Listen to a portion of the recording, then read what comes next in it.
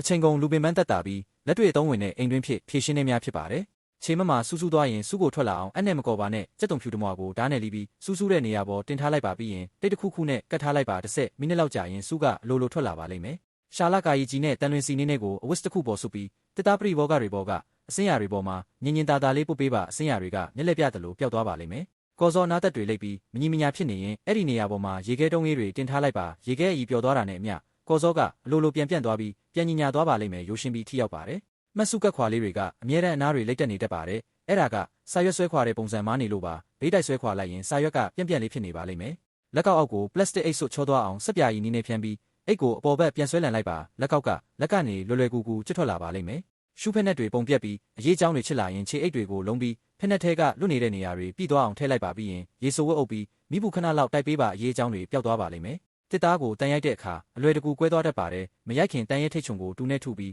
ပြားသွားအောင်လှုပ်လိုက်ပါဒါဆိုရင်တစ်သားကွဲတာကိုတက်တာစေပါလိမ့်မယ်။